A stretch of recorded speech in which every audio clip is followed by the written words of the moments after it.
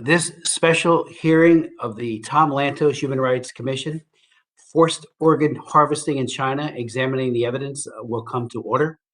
And I thank again our very distinguished panel for taking the time, for their leadership, and for being here this morning. And I do want to thank our staff, Georgina, Piero, and Young, for their work, John, for their incredible work on this issue in general. And I appreciate all of the great human rights work you're doing. You know, my friends, in marketing and marking the centennial anniversary of the Chinese Communist Party last year, China's State Council Information Office released a white paper titled "The Communist Party of China and Human Rights Protection, a 100-Year Quest," close quote. In this particular piece of government propaganda, the CCP claimed that, quote, "For 100 years, the CCP has always put people first, applying the principle of universality of human rights in the context of the national conditions," close quote. The sheer chutzpah of this statement and the stark unreality of its claim stands in stark contrast to the everyday reality of what we see with our very own eyes and know to be true, especially from the diaspora and from the human rights activists inside of China. A reality which today shows Shanghai apartment dwellers, under the guise of Xi Jinping's zero COVID policy, being subjected to unprecedented neglect, mistreatment, and abuse. Indeed, one could rewrite that statement to say that for 100 years, the Chinese Communist Party has always put people last, standing the principle of universality of human rights on its head by cynically and cruelly using people as a means to its ends. Indeed, nowhere is that principle of utter disregard for the dignity of the human person and of using people as a utilitarian means to an end more apparent than in the horrific practice of harvesting the organs of human beings even before they meet the standard of brain death. What compounds the shock to the conscience is not simply the execution of people declared enemies of the state, as if in order to provide certain organ to meet transplant needs, but that this is also an apparent form of punishment and indeed a tool of genocide meant to cull minority populations deemed, quote, undesirable by the state. Thus, we see religious dissidents targeted for harvesting, first and foremost the Falun Gong, whose peaceful meditation and exercise practices unfortunately make their organs desirable. They are declared an evil cult by the Chinese Communist Party and thus fit for butchering. We also know and see bone-chilling evidence, which Ethan Gutmann will elaborate on, of Uyghurs and other Central Asian minorities, roughly 28 years old, deemed the ideal age for organ ripeness by the Chinese medical establishment, subjected to comprehensive blood tests to find a cross-match for organ recipients. Between 2.5 and 5% of these 28-year-olds in concentration camps disappear a year. That is the cull rate, and it may even be higher. Sifting through the evidence, an independent body, an international tribunal sitting in London, has concluded that, quote, forced organ harvesting has been committed for years throughout China on a significant scale, and that Falun Gong practitioners have been one and probably the main source of organ supply.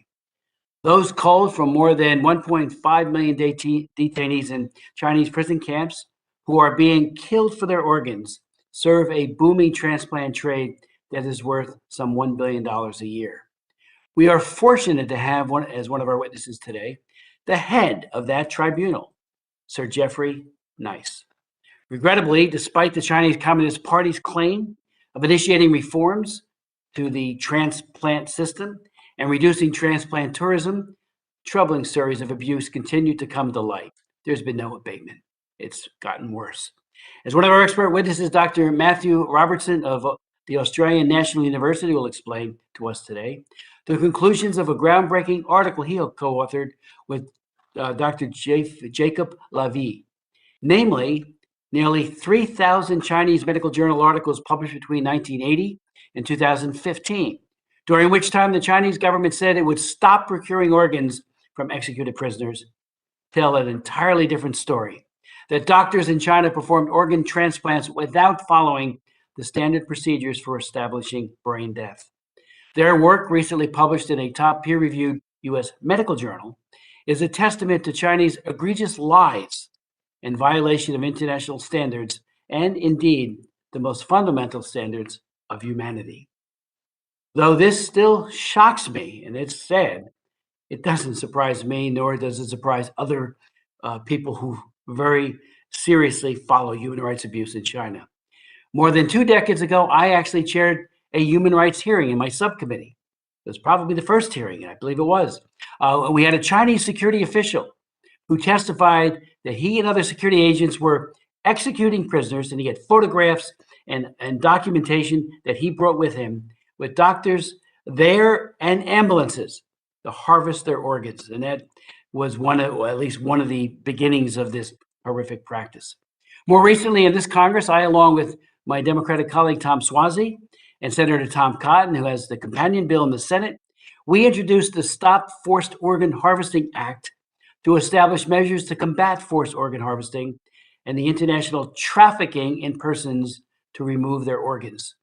These measures include: 1, establishing property blocking and visa blocking sanctions; 2, prohibiting exports of certain surgery devices to entities that are identified as being responsible for forced organ harvesting or related human trafficking; and 3, requiring the Department of State to report on these practices. But much more needs to be done. This bill needs to be passed by the House and the Senate and signed by the President, and much more needs to be done, and the fight must go on. We in the West, especially in the medical field, must examine our moral complicity in these most heinous of crimes. Despite the search for immortality, and we all, organ transplants, when done properly and ethically, are something that are life-saving. But the transplantation of a new heart or liver or other organ that is failing cannot cause any of us to turn a blind eye as to where the origin of such organs. Why is there medical tourism to China? Why are Chinese transplant doctors invited to conferences in the West, especially when they're committing horrific human rights abuses? Why specifically was Dr. Wang Haibo and China's former Deputy Health Minister Wang Zhifu invited to conferences run by the Pontifical Academy of Sciences, where a bishop named Sanchez Serrando gave a metaphorical benediction to the lies which they told regarding the state of organ harvesting in China today? China organ harvesting and the industry that it has created is truly barbaric, and we can accept no more excuses. We do not want more false promises. We need answers. We need a concentrated effort to stop this barbaric practice, not only in China, but also by its global enablers. And again, I thank our distinguished witnesses for being here. And before going to them, if another member would like to make any opening comments, certainly it's open to them. But if not, I will then go to our very distinguished witnesses. I would like to now introduce Sir Geoffrey Nice, who is the former chair of the China Tribunal, an independent tribunal led by civil society, commissioned by the International Coalition to End Transplant Abuse in China, and Falun Gong practitioners to examine forced organ harvesting and to investigate criminal offenses. As chair, the independent tribunal into forced organ harvesting from prisoners of conscience released a 562-page judgment published in March of 2020, which concluded that tens of thousands of innocent individuals, ranging from Falun Gong practitioners, Uyghur Tibetans, Muslims, and Christians, have been killed, even while still alive, for their kidneys, livers, hearts, lungs, corneas, and skin, among other body parts. Since 2021, Sir Nice has been the chair of the Uyghur Tribunal, an independent people's tribunal in the UK, sponsored by the World Uyghur Tribunal, that examines and evaluates human rights abuses against the Uyghur people in relation to the 1948 Genocide Convention, adopted by 152 countries in in the UN General Assembly, and it includes China. Prior to his current role, Cernice led the prosecution of Slobodan Milosevic, former socialist president of Serbia, at the UN International Tribunal, or the ICTY, in The Hague. I am incredibly thankful for the work that he did on the ICTY, and I convened landmark hearings myself and led a concurrent resolution to press for the investigation of criminal culpability and public indictment of Slobodan Milosevic, who had helped lead to the formation of the ICTY, and met with him in Serbia and argued like so many others. And finally, when he was being prosecuted, as we all know, he passed away before that trial was over. Then we have Matthew Robertson, who is a China Studies Research Fellow with the Victims of Communism Memorial Foundation. He is also pursuing his doctorate in political science in the Australian National University in Canberra. On April 4th of 2022, Mr. Robertson, along with Dr. Jacob Lavie, co-authored an article entitled Execution by Organ Procurement, Breaking the Dead Donor Rule in China, which used statistical forensics, demonstrated the falsification of Chinese donor registry data between 1980 and 2015. His article is published in the American Journal of Transplantation, a top peer-reviewed publication. His large-scale computerized textual analysis of nearly 3,000 Chinese academic papers reveals that individuals could not have been possibly declared brain dead, and the surgeons in the PRC have executed individuals by organ removal. What a horrific practice. Mr. Robertson's testimony describes China's extensive, systematic organ harvesting campaign, which relies heavily upon prisoners and the country's practically non-existent regulations and legal frameworks, which ultimately failed to promote ethical voluntary organ donations. Our witness also describes the inherent disconnect between donor lists provided by the Chinese government and the rapidly growing number of thousands of organ transplantations annually. In addition, his statistical model shows the inherent anomalies and impossibilities in official data sets, revealing the Chinese government's action to execute individuals during organ transplantation before they could be declared dead, brain dead. Ethan Gutmann is the Senior Research Fellow in China Studies for the Victims of Communism Memorial Foundation and co-founder of the International Coalition to End Transplant Abuse in China. As a longtime advocate against forced organ harvesting, surveillance, forced labor, and genocide in China, Mr. Gutmann has testified before the Congressional Executive Commission on China, the European Parliament, and the United Nations, and in 2017 was nominated for the Nobel Peace Prize. He has also written several publications on these critically important matters like Losing the New China and the Slaughter. His book we're currently working on, the Xinjiang Procedure, which draw on his personal interviews with Uyghur and Kazakh refugees throughout Central Asia. In his testimony, he brings to light his investigation of witness testimony of individuals formerly in re-education camps in the PRC, and as I said earlier, a 20-year-old and others who are disappearing. And he'll get into that during his testimony.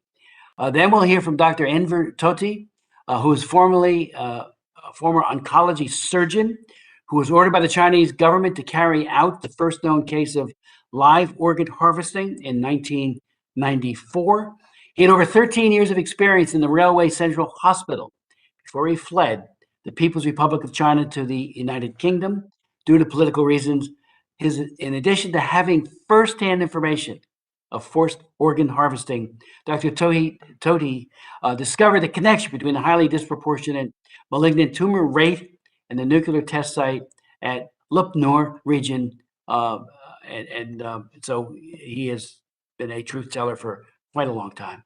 From his written testimony, we'll hear his story of the PRC government's execution on demand for organs, as well as how he witnessed individuals, oftentimes young boys, with U-shaped scars, which most likely indicated they were missing a kidney.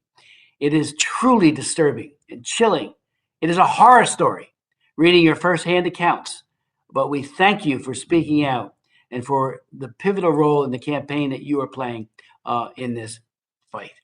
Then we'll hear from Secretary Robert Destro, professor of law at Catholic University of America, Columbus School of Law, and he did serve as former representative for Tibetan issues in the State Department and as the Assistant Secretary of State for Democracy, Human Rights, and Labor under the Trump administration. During his role as Assistant Secretary, he worked, and that's the point man, the point person for human rights in the administration. He worked on efforts to stop goods and services produced by slave labor, as well as to monitor and develop reports on human rights, religious freedom, and human trafficking.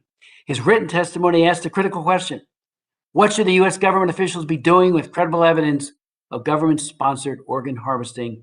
And I look forward to his elaboration on this as well.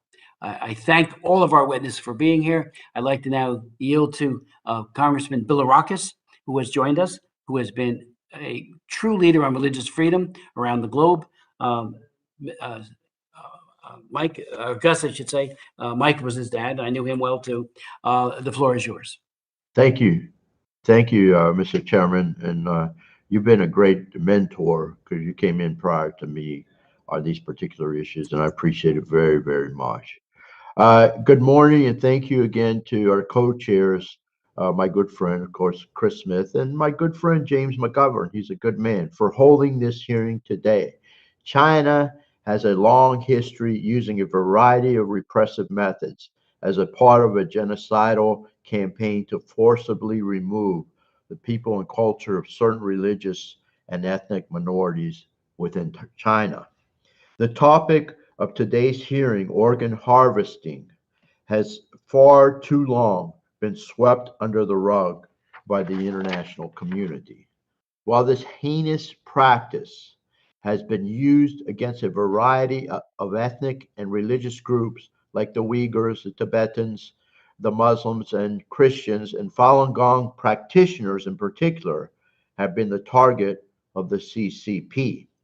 Falun Gong is a traditional spiritual discipline founded in 1992, and only 4 years later started facing oppression from the state, which has only increased in intensity, unfortunately. Falun Gong practitioners suffer from persecution, intimidation, and imprisonment, torture, and even death at the hands of the CCP solely because of adherence to their personal beliefs. They are the main source of organs illegally harvested by the Chinese government and are particularly targeted for other brutal treatment and torture while being held in Chinese prisons, concentration camps, and detention facilities. This is not something that just affects people in China, but even my constituent, Yu Zhu, and his family are Falun Gong practitioners. A couple months ago, his father was abducted from his home in China without any charge being leveled or any notification to his family. Weeks later, Yu finally heard news of his abduction, but the local police and detention center would not confirm his father's status or allow anyone to communicate with him. You contacted my office, and you is a good friend of mine, but you contacted my office, and I was able to write a letter on his family's behalf to the Chinese government. Weeks later, and with pressure from my office, the local police finally confirmed the imprisonment of his father and the charge he was being held with. I've since sent follow-up letters to the Chinese government, continuing to advocate on Dejan Yu's behalf and against his unjust imprisonment. The United States and our allies must send a strong and unwavering message in defense of basic human rights and protections for all people. I'm encouraged by EU High Representative Joseph Borrell's recent statement on China's organ harvesting and asserting that, and I quote, respect for human rights is not an option. And I wholeheartedly agree. The right to worship and freedom of belief must be protected throughout the globe. No person should ever be intimidated, forced from their ancestral homeland, imprisoned, or murdered because of their beliefs. This has been something I've fought for my entire congressional career as the co-chair of the International Religious Freedom Caucus and as a member of the executive committee for this particular commission. I'm proud to co-sponsor my good friend's bill, Chris Smith, the Stop Forced Organ Harvesting Act of 2021, and thank him for his leadership on this particular issue, and also a proud co-sponsor of the Falun Gong Protection Act. I will continue to work with my friend and our like-minded colleagues to get these bills passed into law. It's past time we stop China's brutal treatment of its own citizens. And I yield back the balance of my time, Mr. Chair. Thank you. Thank you very much, Mr. Bilirakis, for your very powerful statement, and again, for your leadership. It's tremendous. I'd like to now yield the floor to Sir Geoffrey Nice, and again, I thank him for making the time and all of our witnesses to be with us today.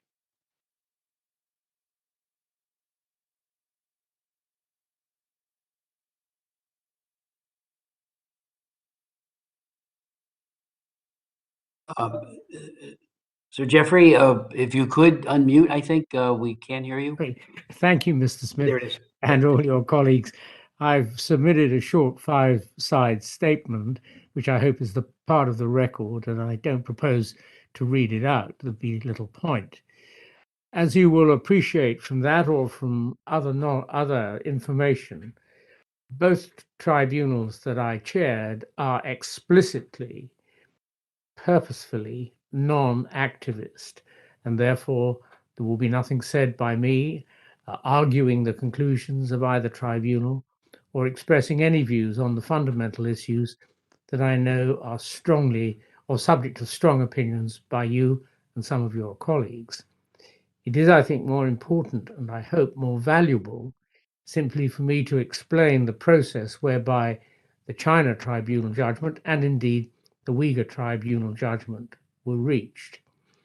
Picking up on one of your earlier observations, Chairman Smith, you may find it helpful to be reminded that at paragraph 220, at paragraph 20 of the China tribunal judgment, we set out some of the earlier efforts made to bring this matter to public attention and to formal national or international action.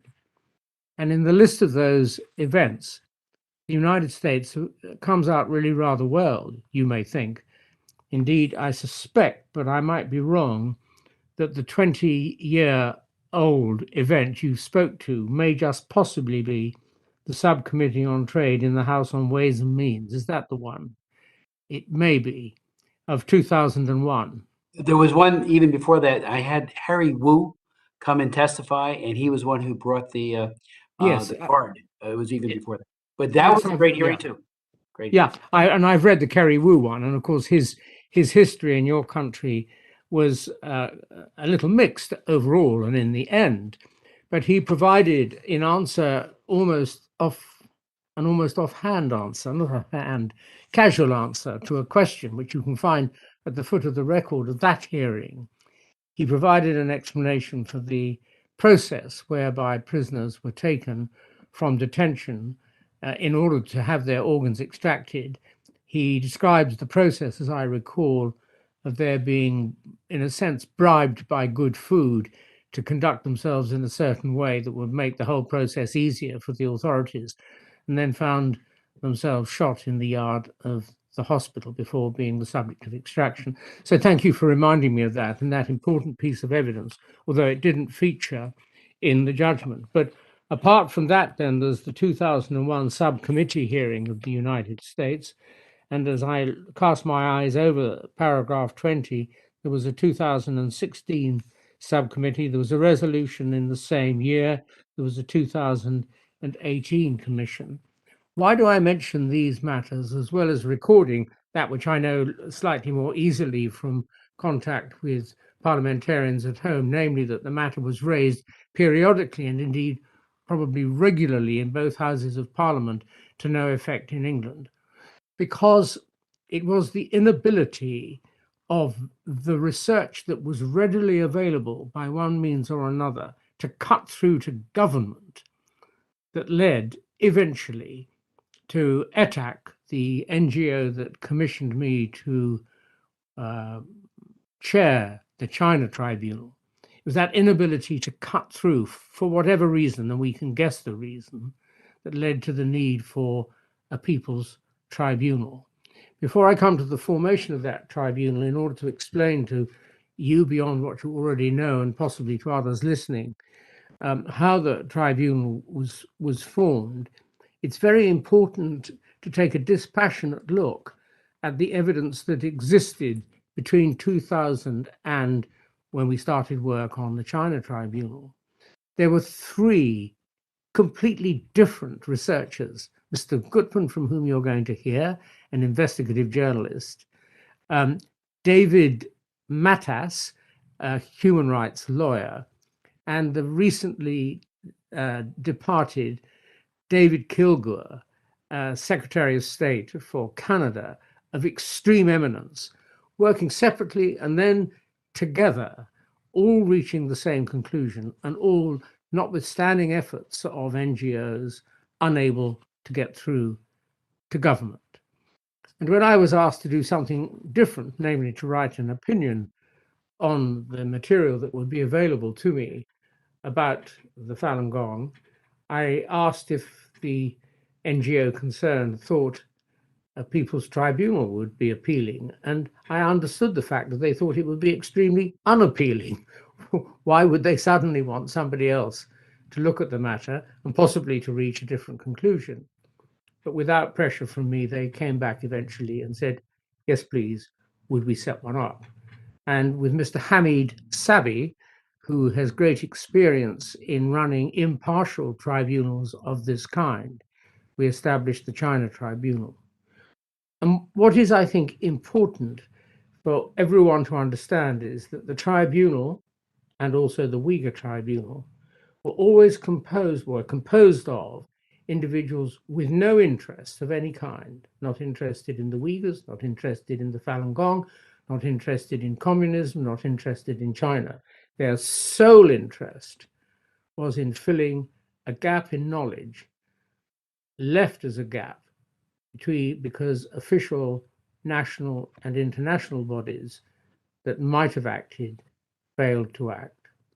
I don't know if I'm already extending beyond my permitted time, Mr. Smith. Please take whatever time you need. It's Well, I most should. important. Most Thank you. important.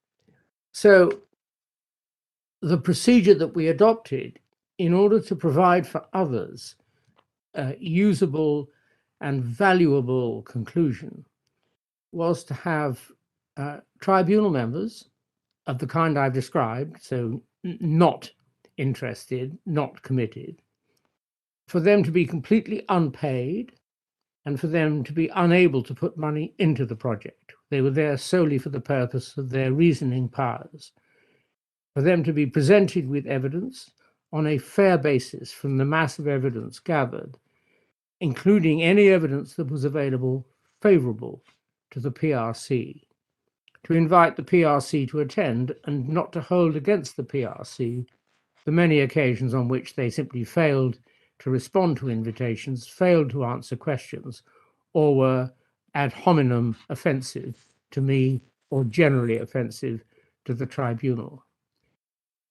We applied the law which was directed to us by independent advisors only when the law was absolutely clear, and we tested both the factual evidence and then the legal factual conclusions on the strictest basis, proof beyond reasonable doubt. Nothing less would do. That led us, in the case of the China Tribunal, as you have already summarized, to careful analysis of the genocide allegations, and to find that although some of the constituent elements to prove genocide were established, we were not in a position to be satisfied so as to feel sure about the mental state element. So we set that aside. We nevertheless found, proved beyond reasonable doubt, crimes against humanity in respect of murder, extermination, imprisonment, torture, rape, and enforced disappearance. And we found torture.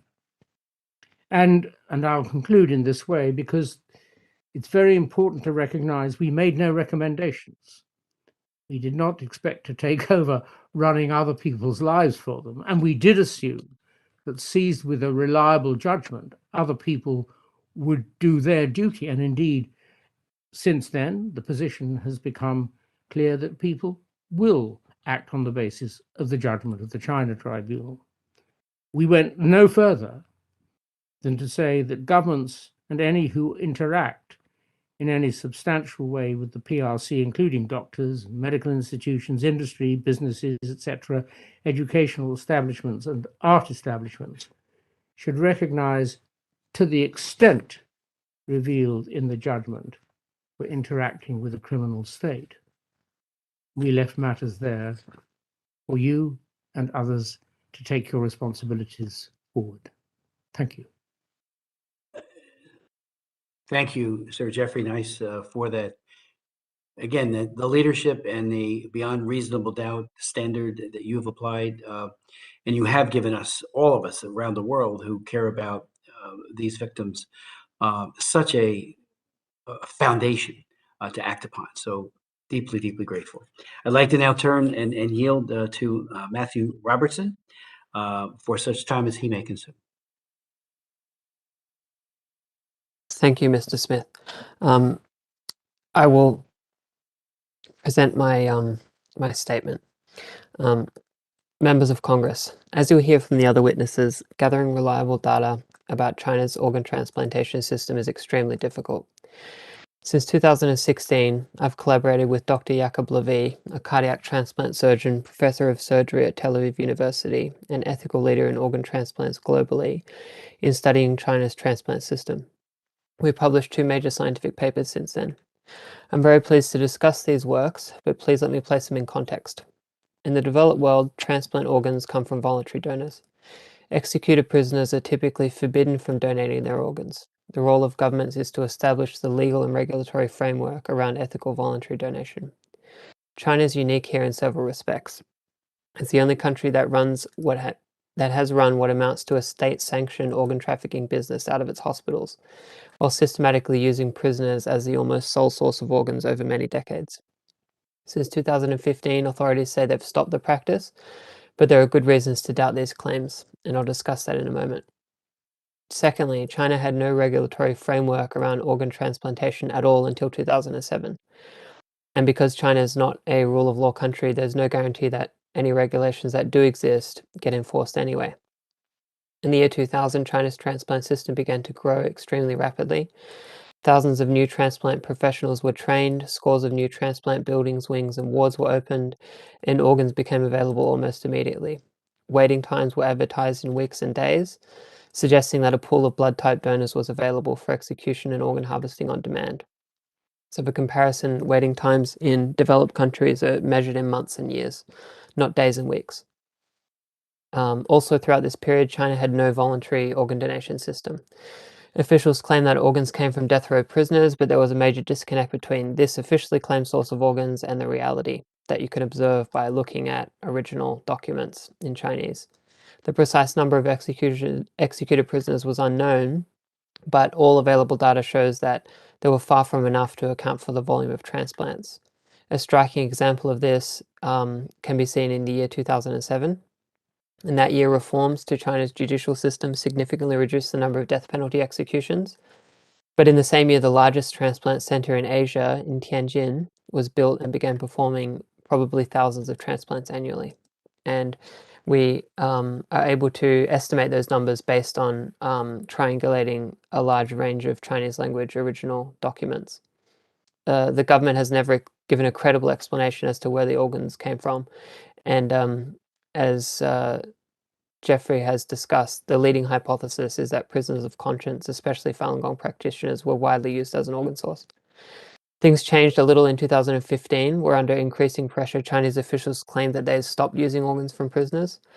They convinced the World Health Organization and other international medical groups that they were sincere in this promise, and PRC officials presented data to support these claims in 2018. The data they presented, however, were extremely thin. And Mr. Smith, you held another congressional hearing soon after those claims came out. So in 2019, myself, Dr. Levy, and the statistician Raymond Hine published a paper in BMC Medical Ethics, and we examined these claims of voluntary organ donation reforms, looking at the official data. We found that the claimed voluntary organ donation numbers were extraordinarily close to a simple mathematical model, meaning that the growth of the data was extremely smooth to an unnatural degree. We found no other country with a remotely similar growth trajectory. China's data were between 1 and 2 orders of magnitude smoother, that is, closer to a simple model, than that of any other country. And because China's numbers were growing so fast, there's even less reason they should have conformed so closely to a simple model or been so smooth. Our research found numerous other contradictory and impossible claims in other official data sets. And this was at the central, provincial, municipal, and hospital levels. We used qualitative and quantitative analysis. Dr. David Spiegelhalter, a former president of the Royal Statistical Society and a leading statistician in the UK, reviewed our paper, and he wrote, "I feel their analyses are appropriate. The anomalies in the data follow a systematic and surprising pattern. The close agreement of the number of donors and transplants with a quadratic function," this is the mathematical formula that it mapped to almost 1-to-1, that the close agreement of the numbers and the model is remarkable and is in sharp contrast to other countries who have increased their activity over this period. I cannot think of any good reason for such a quadratic trend arising naturally. The most recent paper Dr. Levy and I produced was published last month in the American Journal of Transplantation, and it deals with the involvement of surgeons in heart procurement operations from prisoners. This research uses a combination of data science, clinical forensics, and Chinese language text analysis. First, we downloaded 124,000 Chinese language medical papers from academic databases. We then digitized and filtered them down to 2,800 papers about heart and lung procurements. We programmed a fuzzy string matching algorithm to search through them for phrases indicative of surgeon participation in executions. And this resulted in 310 papers, and then we examined these one by one very closely and found 71 papers giving explicit descriptions of surgeons appearing to violate the dead donor rule while procuring hearts from prisoners. So in plain language, it means the papers appear to show that the donors, who were prisoners, were alive at the time of the surgery and were killed by the transplant surgeons in the process of heart extraction. And we have we provide all of the original sources on GitHub and an open source scientific repository, and our appendix has all of the excerpts that were used to reach this conclusion. These findings show a uniquely close and long-running collaboration between the PRC's medical establishment and its public security system. It's also likely that many of these transplants were from political prisoners, and this would mean that PRC surgeons, many of whom were trained in the West, have been involved in medicalized extrajudicial killing.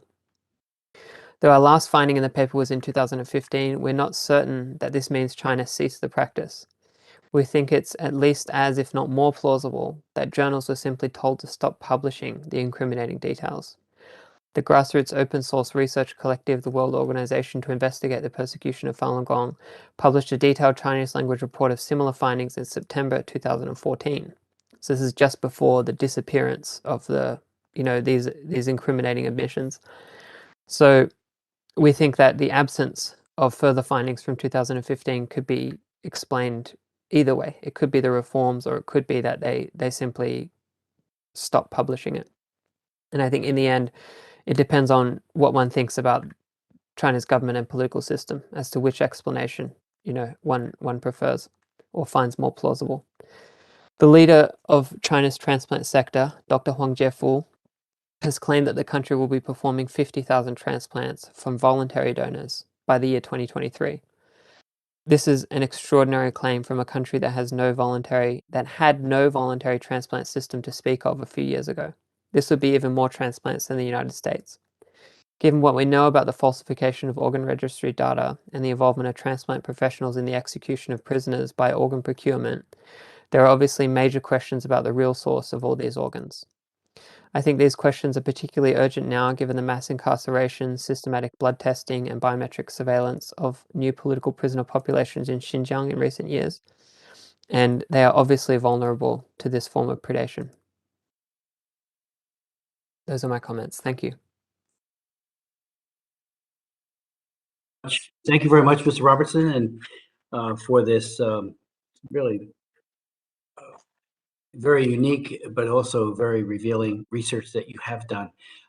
It just helps to explode the myths that are being promulgated by the Chinese Communist Party and adds to the body of evidence that indicts this system by them.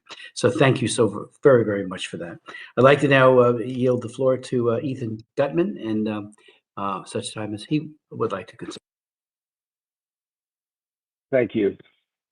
I also want to thank Gulchera Hoja of RF Radio Free Asia, Sergjan Belash of Atajur, Kazakhstan Human Rights Group, Rahima Mahmoud of the World Uyghur Congress, and several unnamed but yet heroic Central Asian fixers and researchers who are advancing my investigation.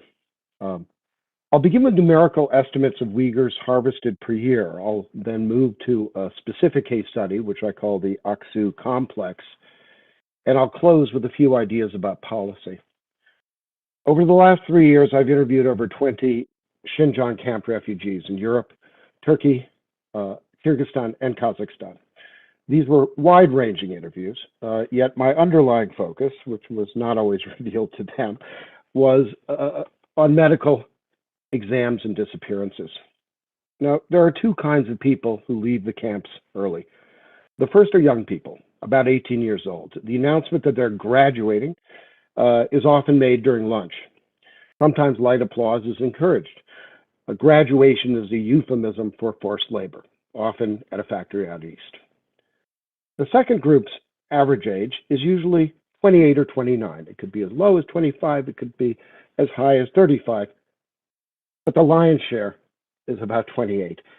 Now that is the exact stage of physical development that the Chinese medical establishment prefers for organ harvesting. Following a camp-wide health check, including comprehensive blood tests, certain individuals are cross-matched for organ harvesting. For example, Saryagul, a Chinese teacher, had access to printouts of the blood tests and the matching names, and pink check marks had been manually added to certain names. Other witnesses recalled that certain individuals were forced to wear colored bracelets or vests, sometimes pink, sometimes orange. Either way, approximately a week after the test, the color-coded individuals vanished in the middle of the night. Now, witness testimony from approximately 20 camps is strikingly consistent. Between 2.5% to 5% annual disappearances of the entire camp are made up from this 28-year-old, approximately 28-year-old age group.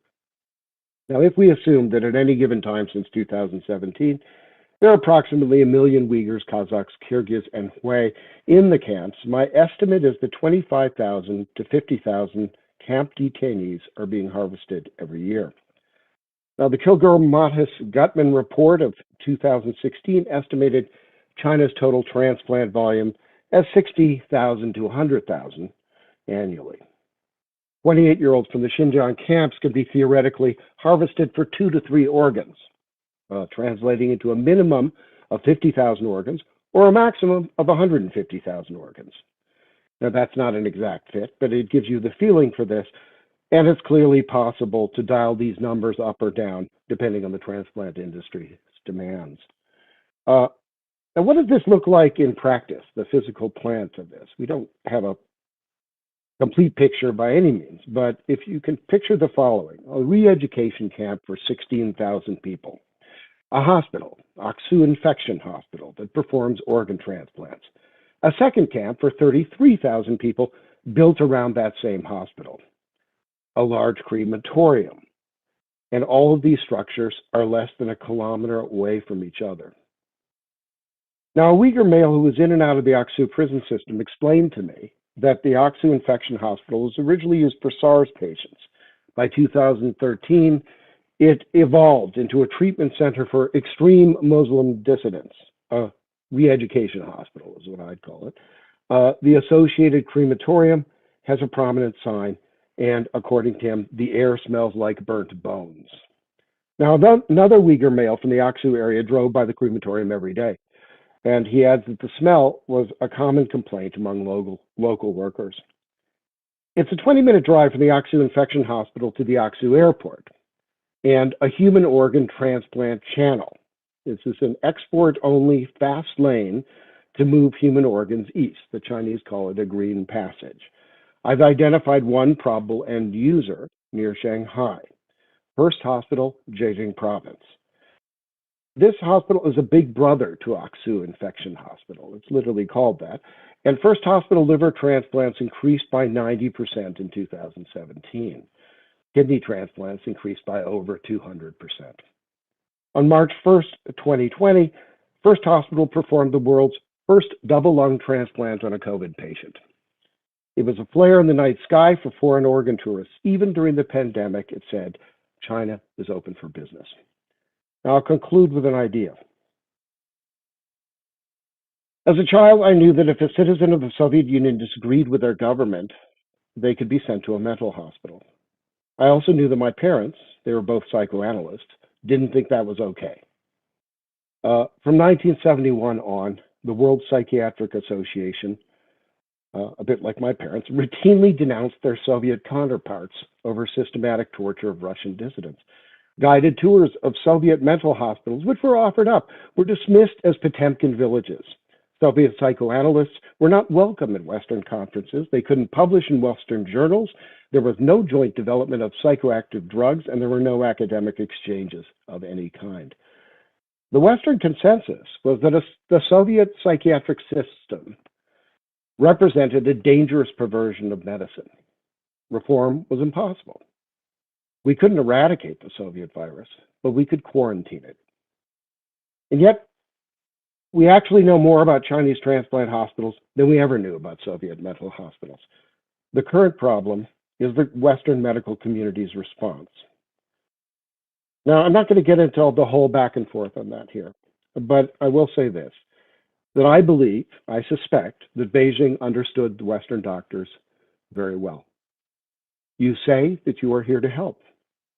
You believe that you have the whip hand, but you are weak. You hunger for the status we can provide. You are afraid of our anger, of causing offense, of being seen as intolerant. Above all, you're afraid of missing out on the financial opportunities of a Chinese world. And to avoid being left behind, you will rationalize nearly anything. So Chinese transplant reform was declared, along with semantic games, fake donation numbers, as my colleague has just expressed, and false assurances.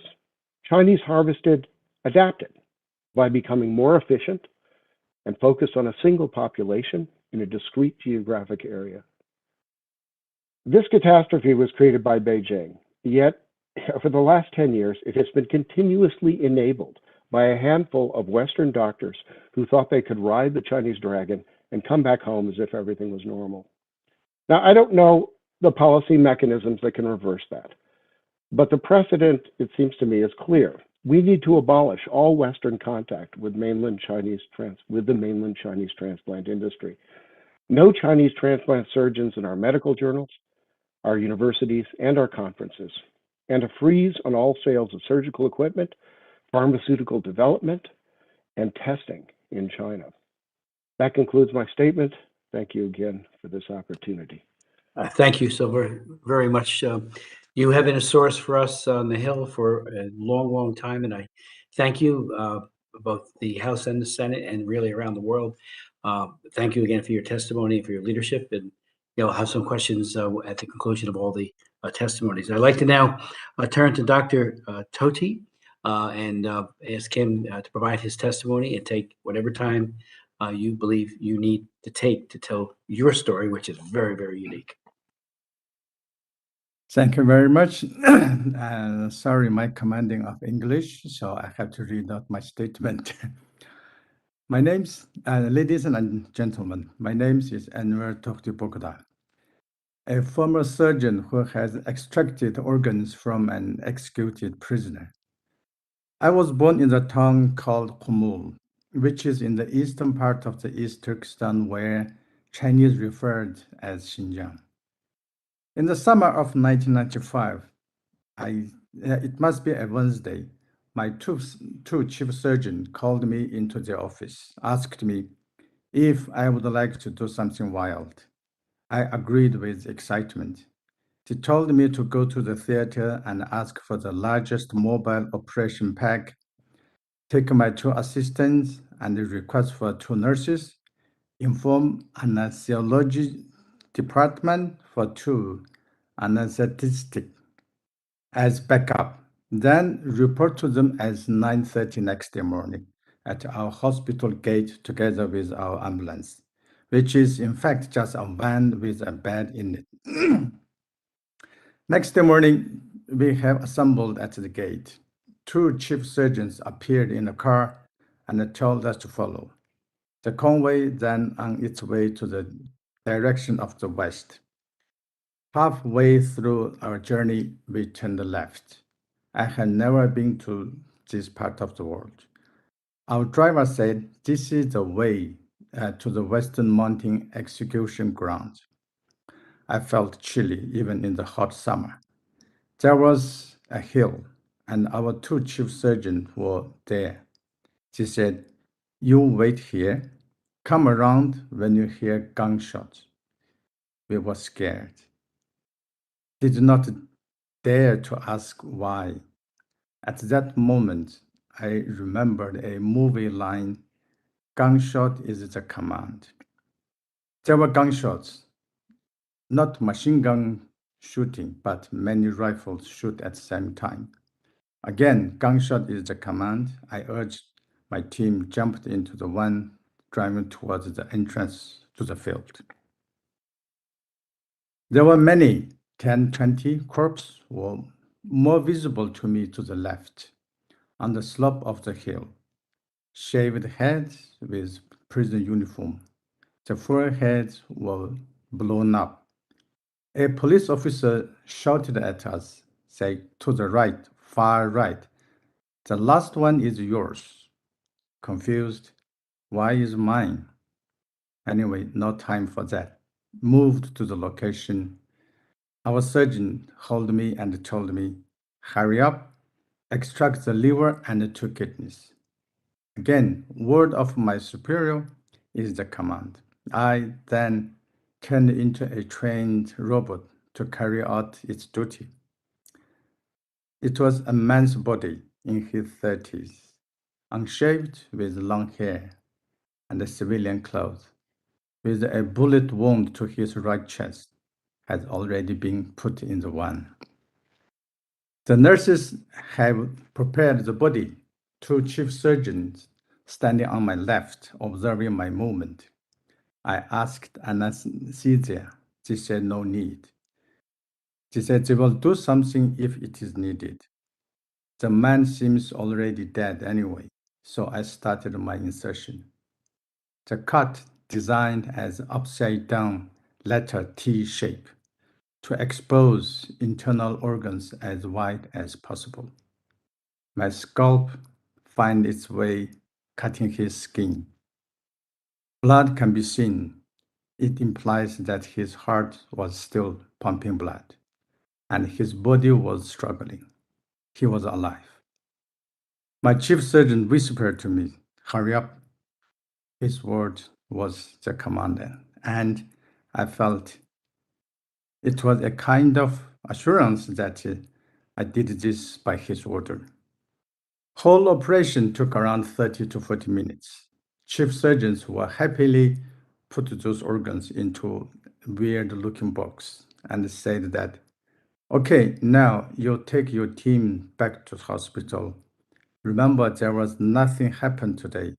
I knew this is another command too. None of my team, my crew my team have talked about it ever since. However, a news broke out June 2016 that CCP is giving Uyghur people in Xinjiang free national health checkup. Could not find further explanation. We suspect that the CCP is building the national database for organ trade. It is also widely reported that CCP is carrying DNA tests in the region under glorified title of improving the quality of life of Uyghurs. And that is, I believe, a lie. In the end of the year, according to the Chinese media, Tianshunnet, that the number of samples have been collected and has exceeded 17 million. Now, as the concentration camps are widely built in Xinjiang, that have made organ trade even more convenient than ever. Thank you. I think that is my statement. Thank you. Doctor, thank you so very much for the bravery of bringing this information forward and the clarity that you bring to this entire inquiry into this ongoing abuse. So thank you so very, very much. I'd like to now yield the final to our final witness, Secretary Destro. Again, whatever time he deems appropriate. Well, thank you, Mr. Chairman, for having me in today. I really do appreciate the opportunity to speak with you and to share some experiences. Please extend my gratitude to Chairman McGovern as well. Since I've submitted formal remarks for the record, I'm going to use the short time I have available this morning to share a few additional observations that I draw directly from my experience as the Assistant Secretary of State for Democracy, Human Rights, and Labor. I have three of them. First, and most important, it's really not enough for Congress to hear evidence about the inhumane behavior of the Chinese Communist Party. You also need evidence about the actions and budget priorities of federal agencies, including the Department of State, USAID, Health and Human Services, the Department of Labor, and Customs and Border Protection, among others. These agencies have both the authority and the discretion to monitor the behavior of the CCP and to develop and enforce policies that make it clear to the Chinese and to the American business, academic, and medical communities who work with them that these behaviors are unacceptable. My first concrete suggestion, therefore, is that you hold a hearing, closed if necessary, on how the billions appropriated each year for China-related issues actually advance U.S. policy. It goes without saying that money talks. Second, use the appropriations process to direct funding to projects that will produce actionable intelligence on human rights and corruption in China. The Stop Forced Organ Harvesting Act of 2021, embodied in H.R. 1592 and its Senate companion S602, provide a good foundation for serious discussion of U.S. government priorities.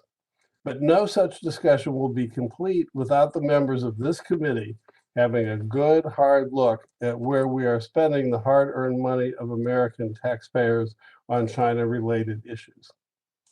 Third, Congress must engage with the executive branch and the business and medical communities to change what a former senior State Department official recently described as a culture that excuses operational failure because it is, quote, unquote, impossible to affect change in the behavior of the CCP and other backed actors. That culture is deeply embedded in the State Department and manifests itself as institutionalized foot dragging. While I appreciate the statement issued yesterday by State Department spokesperson Ned Price, decrying the arrest of Cardinal Joseph Zen, Margaret Ng, He Po Kwang, and Denise Ho, these are words, not actions. It's time for this committee and the committees on appropriations and intelligence to ask some very hard questions of those who implement foreign policy through grants and contracts. Senior State Department officials resisted, downplayed, and ridiculed the rescue of a confirmed victim of organ harvesting from the country in which he was hiding. Senior State Department officials resisted our efforts to convince former Secretary Mike Pompeo to declare that China is conducting an ongoing genocide of its own Uyghur citizens. And members of the business community blanched visibly when members of the Trump administration explained in no uncertain terms that it was serious about halting the input of goods produced by slave labor. Solar panels might be a great place to start. Anyone with significant experience in Washington knows that it is far easier to issue earnest press releases decrying China's bad behavior, while simultaneously try and accomplish anything measurably concrete. I reject that business as usual approach, but it's a reality. Based on my experience as Assistant Secretary, I can predict with some confidence that bills like the Stop or Forced Organ Harvesting Act of 2021 will not accomplish their intended purpose until Congress uses its power of the purse to demand accountability from the bureaucracy and the business community. I will close with a concrete example. Exhibit A is the 2021 China Country Report on Human Rights Practices issued by the State Department in March. It adds nothing to what any serious observer already knows. I will quote it in full, and I quote here. Some activists and organizations accuse the government of forcibly harvesting organs from prisoners of conscience, including religious and spiritual adherents, such as the Falun Gong practitioners, detainees in Xinjiang. In June, several UN experts issued a statement expressing alarm concerning allegations of organ harvesting targeting minorities, including the Falun Gong practitioners, Uyghurs, Tibetans, Muslims, and Christians in detention in China. Unquote. Really? Is that it? This is what bureaucratic foot dragging really looks like. Unless and until this Congress demands fiscal accountability for the billions spent every year on human rights activities, nothing will change. Thank you for the opportunity to testify today. I look forward to your questions. Thank you, sir, very much, Secretary Destro. Very wise counsel, and we will follow up on it, and I can assure you. Let me ask if I could, our Dr. Tohti, if you could, as again, a courageous whistleblower, are there any or many others like you who have come forward with information that again brings light and scrutiny to this barbaric practice? And did you find that American medical doctors and other personnel in the transplant business to be shocked at what is going on, or do they just look the other way and say, the greater good of somehow procuring an organ for someone, outweighs the terrible barbaric nature of how it was procured? But are there others like you? Well, I wish there are others like me in the world to speak out. There are many doctors they have done it, and they knew that is something wrong. But since that tightened control of the CCP, not many they able to speak out because of the family security problems. And also, speaking about American doctors or other doctors working on these similar issues, what I believe is even they are working in China, they have been kept in the dark. For example, they may have told the source of organ it's a come from executed prisoner or somewhere totally normal, and they may just kept this vital information from those born doctors. And then that has made this medical community around the world hard to believe such things actually is happening in China. And what I understood is that Western people, they tend to believe that it is too bad to be true. Just like another expression, too good to be true, that is opposite to it. But CCP is very skillful in doing such things, make you not to believe it. And unfortunately, that is the truth, what's going on now. I appreciate that. Those that are still inside the country, obviously, would be hard pressed, but are there others who are now part of the diaspora who would be willing to have the bravery? Of course, we know the Chinese Communist Party is notorious for going after family members and friends who remain behind. I mean, one of the first people I worked on coming out of her case was Rabia Kadir, and she sat right across from where I'm sitting right now years ago, and they had her sons arrested. Now her entire extended family in Xinjiang is either incarcerated or in some way being brutalized. And it goes for all the others as well. But are there, I mean, when we had our hearing with that guard, we protected his identity out of profound fear of retaliation that could happen, you know, back in China. But are there any, especially in the diaspora, who could be encouraged to come forward to break this see no evil, hear no evil mentality, as you said, too bad to be true, too horrible to be true, so they don't believe it? Yeah. Well, I heard that a Chinese surgeon in the United States claimed the asylum a few years ago. Then when I tried to contact him, then he disappeared. And I don't think he has been captured by China, but he just disappeared into the American society and then kept quiet. Again, all the more reason why we're so grateful for your courage Thank in you. coming forward, Doctor. You know, the American Society of Transplantation in 2013 said that they welcomed the new national policy out of China. It has been my experience. I've been a congressman for 42 years. I have worked on Chinese human rights abuses since I got here. My first amendment was in 1983 on the whole forced abortion issue and the complicity of groups like the UN Population Fund and others as part of the one child per couple policy. And I was shocked at how many seemingly good people, particularly in the human rights field, just looked the other way as if it wasn't happening. There was a hearing in 1985, and I didn't chair that hearing, but it was a Democrat hearing in which they said the high tides and the forced abortion had all abated. You know, it was in the rearview mirror. It was over to a large extent, and we know that there were swings of high tides is now being used as a part of their genocidal campaign against the Uyghurs, as we know as well. And it is a violation of the Genocide Convention. But there's always this willingness. We see it in religious freedom as well. You know, as Xi Jinping does the sanitization of religion and systematically either co-ops or destroys communities of faith.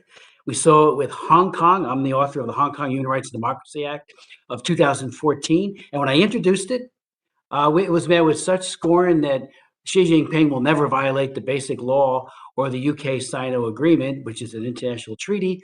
They will respect it. It'll always be an icon of democracy. And look now, and as Secretary Destro pointed out, even Cardinal Zen, who is an amazing faith leader and a truth teller, is now been arrested in Hong Kong. So, so on this, where there's a profit motive, and you have, you know, the American Society as back in 2013, kind of like saying, yep, everything's fine. We saw it on the whole trade issue. I vigorously opposed Bill Clinton in May 26th of 1994 when he delinked human rights from trade. And that just told the Chinese Communist Party that all we care about are profits, that human rights is a rhetorical statement. It's page 5 of our talking points when we have interfaces with their government. And the business community was awful, in my opinion, in enabling and being witting accomplices in this barbaric party. There could have been, I think, real reforms in a different China today had we insisted on linking human rights with trade. And unfortunately, he didn't do that. So my question to the panelists, the enabling, again, and you've all kind of pointed to it, of groups that and Western doctors in the US, the UK, Europe, elsewhere in Asia that have clients who want an organ, and then they just look the other way as to its origin. And secondly, how much money is made with every organ transplant? I mean, the who gets paid? What's the order of battle there, or the in terms of this one gets that much, this one gets that much? The as you pointed out, $60,000 to $100,000, $60,000 to $100,000. Gutmann, you had mentioned earlier, 2 to 3 organs, I guess, from each forced donor. And do leadership in the CCP get donors, get organs here? I don't think we focused on that much in the past.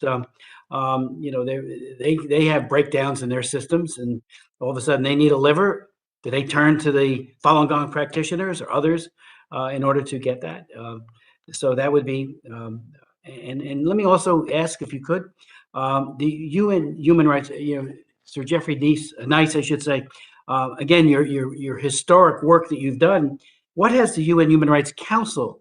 How have they received this information? How has the other bodies of the UN, looked at this as a? Why are they so reluctant to really speak out and make this a major issue? As we know from the Genocide Olympics just completed, even there was a reluctance to call out China for its terrible, barbaric, and cruel behavior. So, yes, if you could unmute, if you don't mind. Most of the questions are best answered by the others, but can I just deal with the last question about the Human Rights Council? Please do. Because courtesy of ETAC, the NGO, it was possible for Hamid Sabi, on our behalf and with me present, to make a presentation, a 90-second presentation of the standard format in the Human Rights Council concerning the work we had done. And it was remarkable to us from conversations we had how strong is the influence of China on the Human Rights Council. Would be perhaps betraying one or two confidences to go as far as I might privately, but it was very clear that people were afraid both to talk, almost to think sometimes. And we had organized on that occasion a side event, and even at the door of the side event, the Chinese representatives were present, trying to stop us even having that side event. So I think you will have to be realistic. We all have to be realistic about the power that goes to countries that fund these international institutions. The International Criminal Court is forever at risk because of lack of, or possible lack of, funds. The UN likewise. And as long as choices made by other countries that the People's Republic of China can be a major funder of the Human Rights Council, why then it will have influence and will be disinclined to respond to information of the kind you're dealing with today. Thank you. And just on that point, when under Kofi Annan, when they were talking about reforming the commission to a council, it fell far short, especially keeping rogue nations like China and others who commit atrocities off the council. I've been to it many times, argued, brought issues relevant to China and other human rights abusers, Darfur, when that was very much in the news. And I was always shocked about how they were running interference 24/7, like you said, work at the door to try to prevent people from attending. And certainly those who come are being, checked out who they are for further intimidation tactics. So thank you for that. And can I just add a little coda? Sure. On the 17th, or was it the 19th of June of 2019, when I read the judgment of the China Tribunal in London in public, Newsnight, the premier evening political program, had a film to screen at 10:30. I've been informed, with no reason to doubt the source of information at all, that in the afternoon the British Foreign Office made a request that that film should not be shown. There may have been other reasons for its not being shown, but it never has been shown. It featured, I think, can't remember if it featured Mr. Levy, but Mr. Tohti, but it was going to feature your intended witness, Jacob Levy, who's a really critical witness in the overall history of these matters. And that, of course, was not necessarily direct China influence, but it would probably be trade-related influence operating on the British Foreign Office at the time, when everybody wanted to be China's friend. Thank you. Would others like to answer some of those earlier questions? Yeah, I can speak a little about the issues internal to China about organ transplantation. You asked first of all about the potential size of the industry, and then the access of Chinese Communist Party leaders. We lost you. Oh, sorry. Okay, here I am. Thank you. So on the size, I'm looking here at Ethan and the Two Davids report, and they've got archives from a Chinese hospital website from 2005, and it's just a list of US dollar. You know, kidney transplant 60,000, liver transplant 98 to 130,000, lung transplant 150 to 170,000, and so on. So you know, with 10,000 transplants a year at 100K a clip, you know, that's $1 billion. You could easily see a several $billion industry easily. I suspect that the entire industry began as a way of ensuring access to organs for the party elite. And I suspect this because a transplant professional has been on the healthcare committee of the CCP, either as a chair or vice chair, for many, many decades. And the healthcare committee of the CCP, it specifically looks after the health of the party leadership. The leader of the transplant sector now, Dr. Huang Jiefu, is a vice chair on that committee. And that's one of his most important titles, you know, as a party member. It's not his role as a medical administrator. It's his role as a party cadre and someone who services the health of the party leadership. Secondly, the leading hospitals in organ transplantation are military hospitals, especially the 301 and 309 military hospitals, and they have among the most sophisticated transplant setups. And those hospitals specifically cater to party officials and high-level military officials. So it's very unlikely that they will be running out of organs and needing to come to the United States. I think the entire purpose was to secure this service for the CCP, just like they have their own, you know, organic food supplies, you know, private, you know, high-quality food distribution systems specifically for the party elite. And other healthcare services. I suspect organs were, you know, part of these privileges that accrue to being a party member. I appreciate that. Is that widely understood, Mr. Robertson? I don't think so. I mean, and I appreciate you not among the public, clarity certainly. to that. Yes, but I mean, even among policymakers, that you know, Falun Gong practitioners' hearts, lungs, and other organs are being transplanted forcibly into high Chinese Communist Party officials. I don't know, but I mean, it should be, I think. Mr. Smith, Yes, please. I have heard some recent chatter about that very issue. If you look at what's going on in Shanghai, you're also seeing the lockdowns in Beijing, parts of Beijing. You're seeing it in Hong Kong and other places. But there was a recent announcement about the evacuation of the government center from Beijing, and the one of the points that I was trying to make in my own testimony is that if the human rights report is and I have to commend the staff. I think they do a good job under very difficult circumstances, but our intelligence community needs to be all over this, and they're not. And it's just it's politically incorrect to raise these questions.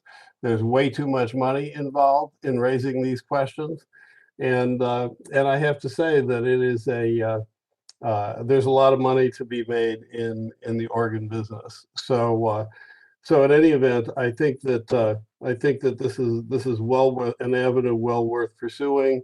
Unfortunately, I have to agree that using the international organizations it should be filed under W for waste of time. Okay, thank you. Mr. Gutmann?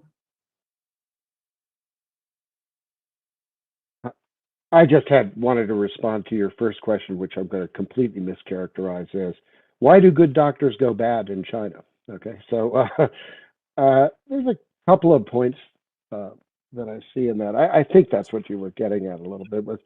Well, one thing is just straightforward naivete.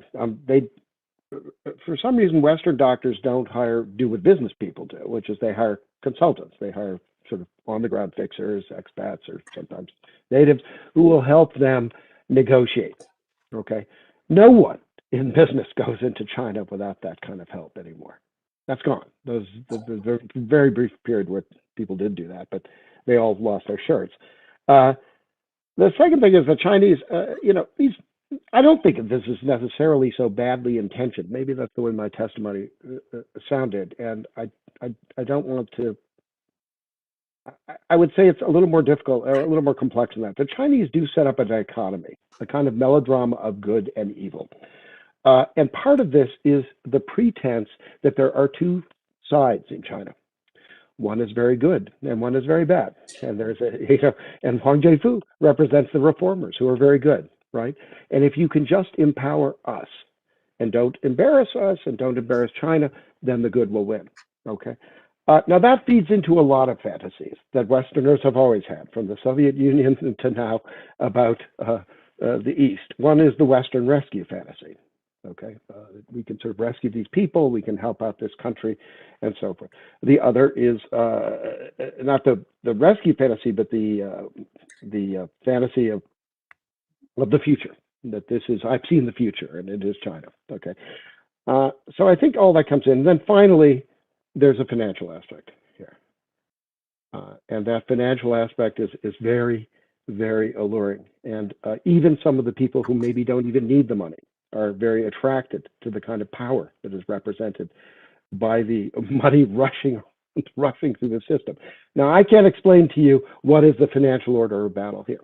I can't explain to you how, from the guy sweeping up in the hospital, does he get anything out of these organ transplants? I don't know, really, I don't. And the Chinese are very good at disguising the sort of follow the money aspect, okay? And that's always been true in Chinese business because most people don't want to pay taxes at all. So I would just say, so we don't know that part of it, but we do know that there's a lot of money, and we do know these deals are available to doctors, and we can see that a lot in the case of Germany, for example, where a bunch of heart transplant surgeons seemingly got involved. And I believe, according to Arnie Schwartz's research, made a killing off this.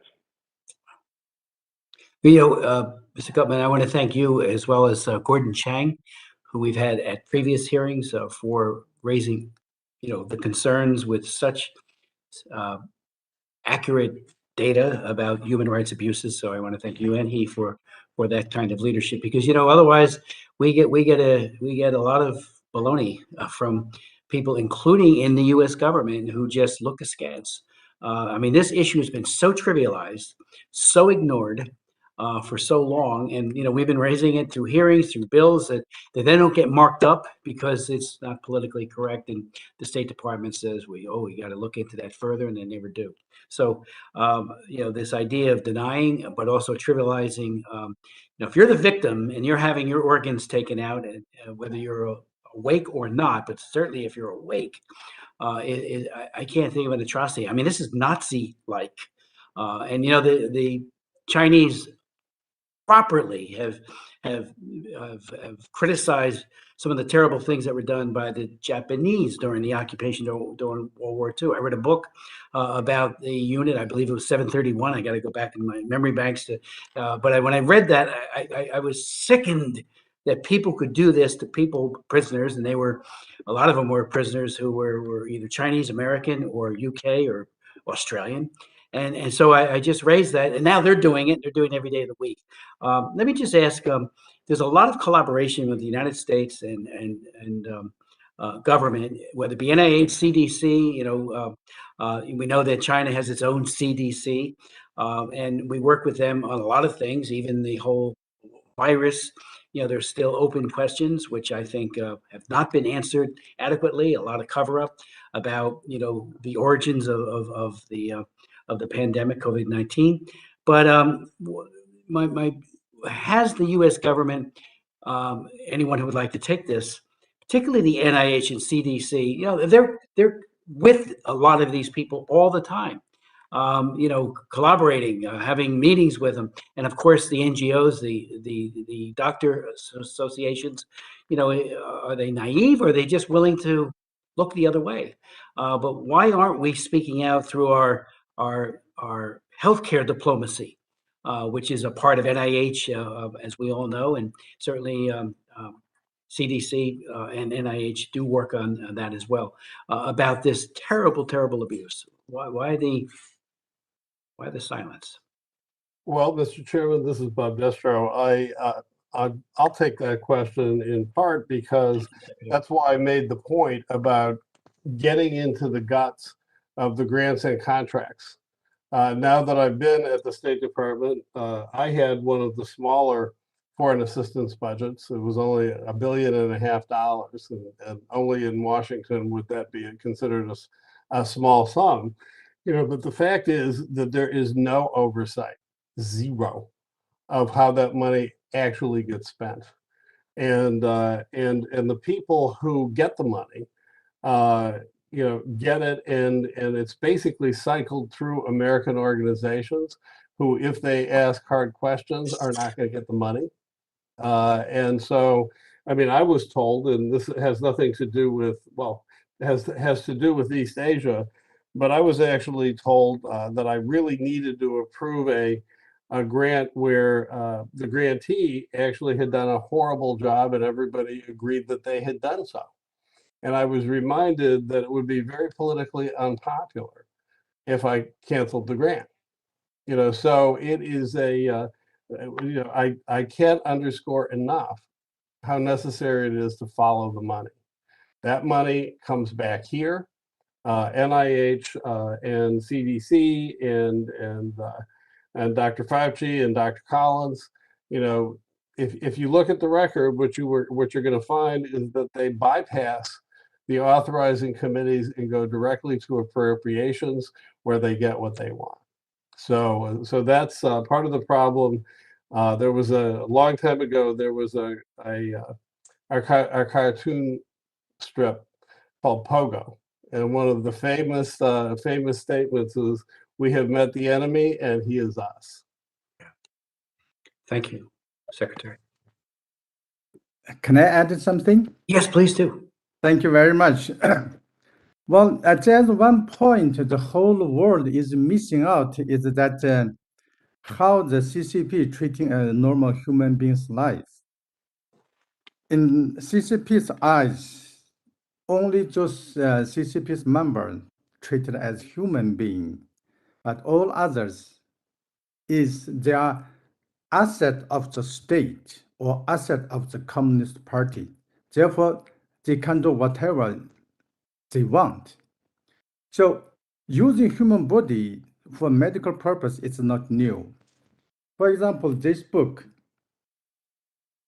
on page 298, it says, as the footnote, it says, and then internal bureau, head of internal bureau of CCP was called Kang Sheng, and Kang Sheng authorized us to kill 3 counter-revolutionaries for medical purposes, and that is 1943. So once they think this is a human being, how can you do things to the human being? But in the CCP's eye, if you are not the Communist Party member, you're probably just same as asset, same as his car or his something, not as human being. Thank you. Thank you, Doctor. Is there anything else anybody would like to add? Yes. On your earlier point, Yes. it's been quite heartening recently to see that organizations such as the British Medical Association have made pronouncements based on either the Uyghur or the China Tribunal without even consulting us, which is even better because it just is now part of the record for consideration. But had you been able to have present, as was hoped for, Professor Martin Elliott, the consultant surgeon who was part of the China Tribunal panel, the most formidable former clinical director of the most famous children's hospital, the Great Ormond Street Hospital. He and I were asked to attend on a BMA, a British Medical Association, British Surgeons Association meeting. And coming directly to your point about did they look the other way, it may be that the proper inference is that until there is very clear evidence that cannot be rejected, it's easier not even to ask the question. Once the evidence emerges, there's a desire to be skeptical, perhaps in the interest of professional relationships with people who you've got on well at conferences and in hospitals and stuff like that from China. But once the evidence is absolutely clear, then and at that moment, whatever disinclination to face reality is tends to disappear, and the response to duty is the first action. So I don't think it's looking away in a nasty or wicked way. It's a natural inclination or temptation that needs to be dislodged. And the better, clearer, firmer, more objective the evidence, the easier it is to dislodge that inclination. Thank you for that point. Let me just also make an appeal, a strong appeal. We have a number of news organizations and journalists who are on this, watching this, and we will get it to many more at the conclusion who expressed an interest. My hope and appeal to them would be they have to start asking questions. The New York Times, Washington Post, Washington Times, liberal left, conservative right, who cares?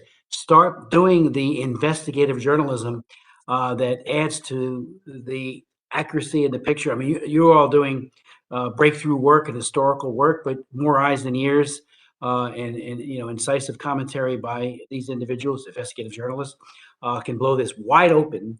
And again, not new, but maybe a new emphasis that it's not just the huge profits that we gleaned from this barbaric behavior, but this is also a way of keeping the high leadership, including maybe in Xi Jinping. If he ever needs a new lung or a heart or a liver, he might get it from a Falun Gong practitioner who he absolutely despises and hates and has declared war on, or from a Muslim who is being horrifically treated as well, who happens to be 28 years old or something like that. So it's and I think we need to get that further opened.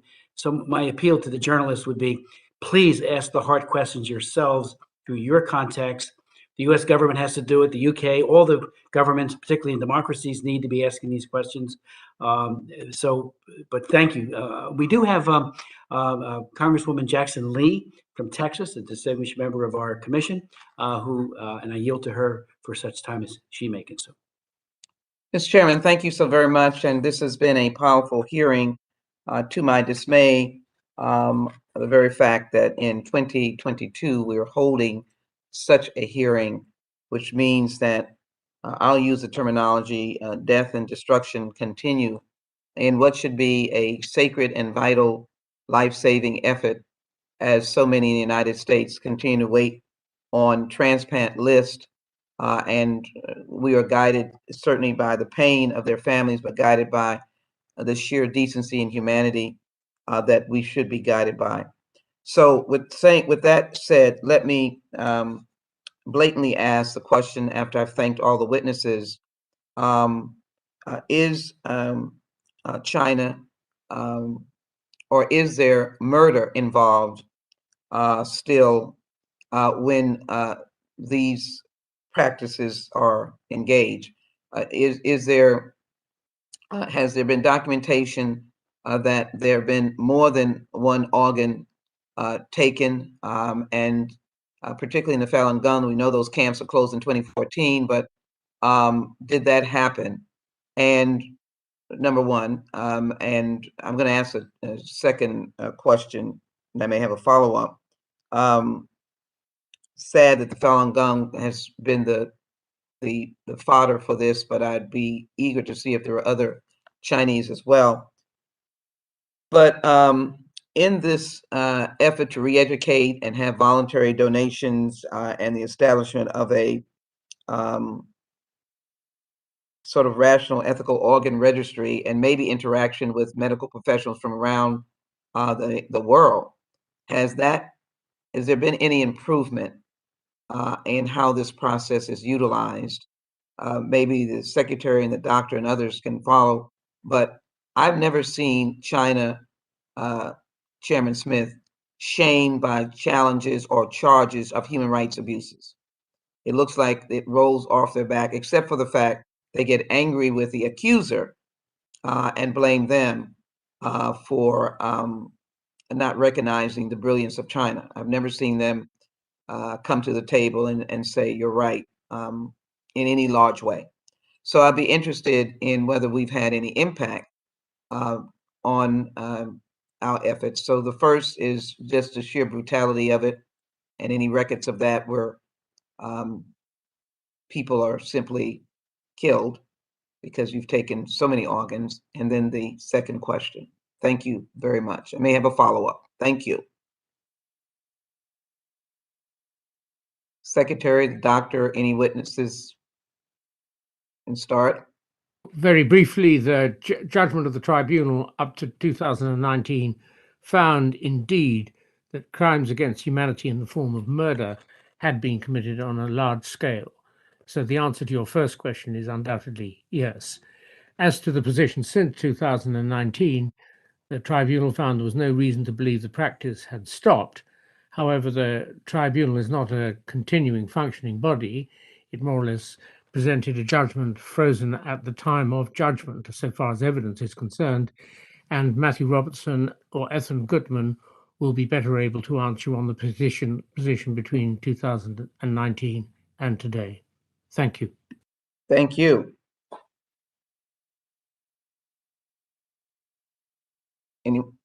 I'd be happy to just take the brief point that all the evidence I've run across, because only one person of the camp refugees that I interviewed, and believe me, it's very hard to get hold of camp refugees. The Chinese are extremely careful about releasing them. And in fact, the whole movement is the other way, to take people out of Central Asia and bring them to China, back to China. Now, of those 20 people, only one of them said he didn't remember any disappearances. And he was Kazakh. And I said, well, so nobody disappeared. And he said, well, not among the Kazakhs. I said, well, what about the Uyghurs? He said, I only care about the Kazakhs. He was a very honest fellow, very endearing guy, actually. But the fact is, every one of them remembered these sorts of disappearances. Now, nobody would deny, for example, that 18-year-olds are being used for forced labor in China. I mean, no one. There's not a soul on earth, as far as I can tell, who would deny it. Yet when it comes to this mysterious disappearances of 28-year-olds shortly after a blood test, to me, it seems fairly obvious what's going on. They've been checked, they've been cross-matched, and now they're being harvested, taken away.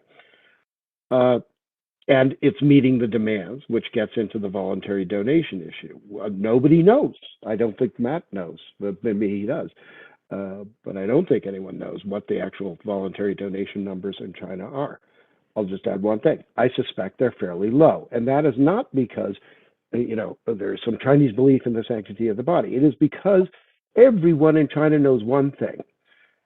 This is a dirty business, a filthy business, and you should get paid if there's a lot of money in this business, and you should get paid before you volunteer your organs.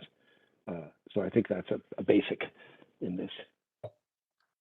And if they have any qualms, and I'll yield to you, with the person's dying by this effort, meaning taking strategic organs, taking more than one, and so you may follow up with that. Yes. Congresswoman Lee, Jackson Lee, if I can add something to this, there's 2 points. One, there is considerable evidence that I have seen, video evidence that is the functional equivalent of an auto chop shop. It's pretty shocking, and it's not just that they take big organs; they also nibble. So it's a big business involving both living and dead donors. But I think we make a mistake if we don't put this into a broader context. Perhaps better than most that anybody who really cares about civil rights looks at patterns and practices. And the Chinese have a pattern and practice of being what I called in my written statement an extraction society. So everything is about extracting resources, whether they're human resources, physical resources, mineral resources, food resources, and you look across the globe at their behavior. It's not an accident that many of my good friends who live in Africa consider the Chinese to be worse than the Belgians. They take and they never give back. The same thing is happening to our friends in the Caribbean. Let's put organ harvesting in the proper context, in the bigger picture, and say this is just par for the course. They don't care about people. They care about profit and their own well-being. I think you've nailed the nail on the head. Tragically, I wish I hadn't heard that, because you wonder what impact you'll have. And so I'll just finish on my final question: is what impact have we, the legislation that we passed, or they're dealing with organ harvesting, and the United States horror about this on an international basis, has that had any impact on saving lives, or having China and others, of course, express their international outrage? Have they altered anything besides the so-called registry? Just a quick comment. I don't know that the US has done much at all really about this, but I could be mistaken. Maybe there's something I've missed. But recently, the International Society of Heart and Lung Transplantation has basically banned Chinese surgeons from presenting at its conferences and publishing in its journal. And this is a significant development. Dr. Levy, my co-author, helped to make that happen. And I think it's those kind of efforts by professional organizations that will move the needle. It's not, I don't think it's the case that the PRC officials don't care what the world thinks. They have gone to tremendous efforts to shape the narrative about their transplantation system and to co-opt international medical organizations and to kind of win them over in supporting the official story about transplantation in China. And this has been, something that has been, would appear to be highly coordinated and very, very well thought through and very successful, I would say, because if these organizations, for example, if we just imagine if the World Health Organization or the Transplantation Society had been putting resources into investigating this issue and doing the kind of thing that the China Tribunal ended up doing so many years after the claims had first come out, which is, of course, not, that's just how it happened. But they've known about this for a very long time. So one imagines that the impact might have been so much greater and could have saved a lot of lives if the international medical organizations had been on board on this issue. And I think one of the main reasons they haven't is because of PRC efforts to influence them in very subtle and sophisticated ways over many years. So I think they really do care. The case of psychiatric abuse that Ethan mentioned in the Soviet Union is similar, but the same thing happened with China in from 2004 to 2006 or so, where the World Psychiatric Association they established a committee and they put China under a lot of pressure. And in the end, the Chinese Psychiatric Association essentially stopped. They were the ones who were kind of forced to do it by the public security authorities, but they basically stopped using psychiatric abuse against political prisoners in a systematic way. They never admitted that they did it, and they acted with umbrage and that at the very idea that they would be accused of this, and yet the abuses actually stopped. And that was basically because of their peers shaming them and casting them out internationally and stuff. In that case, it was Human Rights Watch that put its institutional energy behind that, and so that shows the impact that a major credible international organization with appropriate resources and these connections to elite networks in media and so on, it can have a big impact. I think it would be difficult to have as much influence on the organ transplant issue because it's such a huge industry in China, but it would at least be something. So I don't think any of these things can be overlooked. Well, let me, Matthew, thank you for being straightforward and pointing right back that we may not have done all that we should do. This is obviously a horror, and I asked the question, which I probably could have answered, which is many of these individuals, and many is a poor word, die. And under the extraction theory, the Chinese would have little caring of such, since they maintain, I think, about 3 million or so slaves in some form or another of their own people dealing with forced labor. And they are obviously ripe for utilization in this very horror-filled story and effort. So I'm moved to, I think this is something we have so many items of need on the commission's plate, but I think this is something that also has the need for, if the United States is not where it should be, to push this forward, because we know that China may not have a concern, but certainly the world opinion and any effort to let the world know of what is going on with innocent persons. And again, murder still continues as evidenced by the tribunal and the latter interviews, albeit small, after 2019. And that's, the image of China that they pretend is beyond fake, and it is destructive as to what they're doing around the world and to their own people. So thank you very much, Mr. Chairman. I will take this moment to yield back and appreciate all the witnesses' reaffirmation of the work that we should be continuing to do. Thank you again.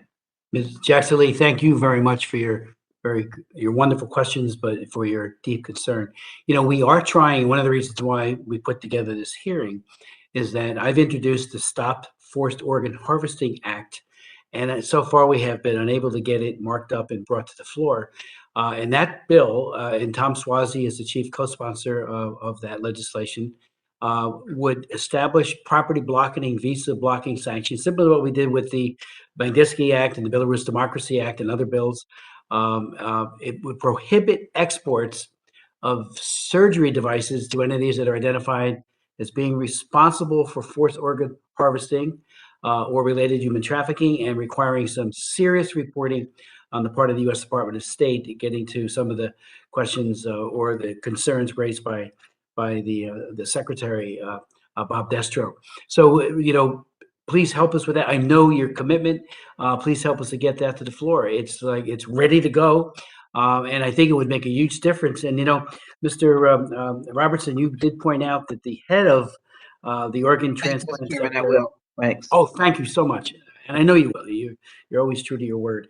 That they're talking about performing 50,000 transplants from voluntary donors by 2023, which would be some indication that a already barbaric program is expanding. And as you point out, they have no voluntary transplant system to speak of. So there's that concern that the market is growing, and if anyone has any sense of how many Americans, wittingly or unwittingly, are a part of this, that would be helpful to us. And then, with regards to American complicity, what other U.S. organizations do we need to be calling out, whether they be professional medical or others?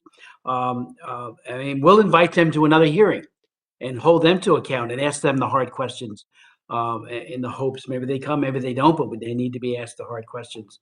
But again, we need to get our Stop Forced Organ Harvesting Act out on the floor as quickly as possible to make a difference here. It's not a panacea, but it becomes a very serious attempt to try to mitigate this horrific and barbaric behavior.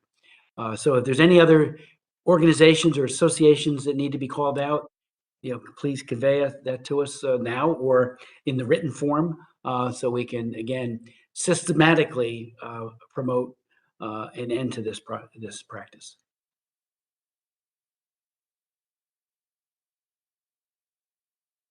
No, but I'd like to make one point when this question has been.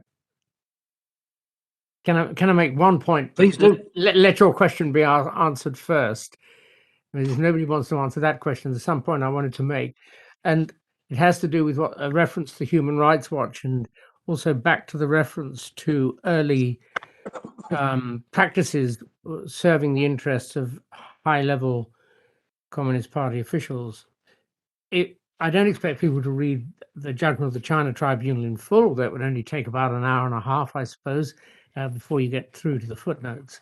But you'll find at paragraph 198, for 3 pages, something that we did not count as evidence, but that came to my attention and after we'd delivered judgment, and therefore appeared after we'd finished the hearings, rather, and appears in the judgment. And it relates to a very important human rights report, which I expect you're all aware, of 1994, which was looking at the capital punishment issue rather than particularly the forced organ harvesting issue. But what I found so striking in that report, and very sadly the author of that report has fairly recently passed away, what I found striking in that report was a system dealing with Representative Jackson's concern, a system for killing, followed by organ extraction, that was a long time in place from the 1980s onwards. And all that needed to happen for the conclusions reached in the judgment to be true is for the door in the prison that used to open onto one system to be replaced by another door in the same prison. So if ever you find people querying the conclusions of this document, invite them to refer back to a system, to the 1994 Human Rights Watch report. And in case this is my very last contribution, I apologize for the presence of my cat, who there is no door on this part of my house, and it would be flippant of me on a serious occasion to observe that the cat is a Siamese cat, and therefore coming from Siam might have had a heightened interest in your proceedings. But I realize lightheartedness is not appropriate. No, it's always appropriate. Thank you. Would anyone else like to? Chairman If you Smith, could get back to us with those organizations that we need to be calling out, that would be helpful. Whether it be professional medical, it would be very helpful for us to be able to, because obviously some of these doctors collaborate, they train, here, not all of them, of course, and if there's unwitting enabling of this or witting, we need to know it. Chairman Smith, I do have a couple of real short observations. I know I sound like a broken record when I say this, but you do have to follow the money. My colleague at Catholic University, Changguan Chang, the barefoot lawyer, explained recently to a former very senior official that the Chinese buy compliance, they buy silence. So the idea that follow the money is important. I cannot underestimate that. The other part is really a plea for those of you on the Hill. I mean, you are the ones who make policy.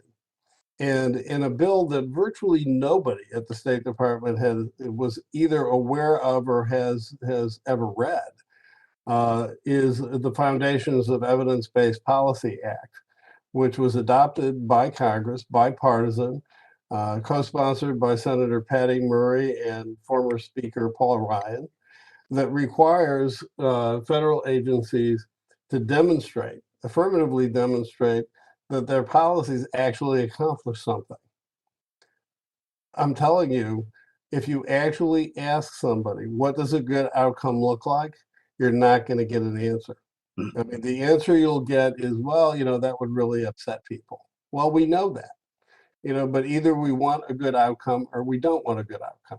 We want this compelled organ harvesting to stop. It's not impossible, if you follow those money trails. And so I'll leave it at that. Thank you, Mr. Secretary.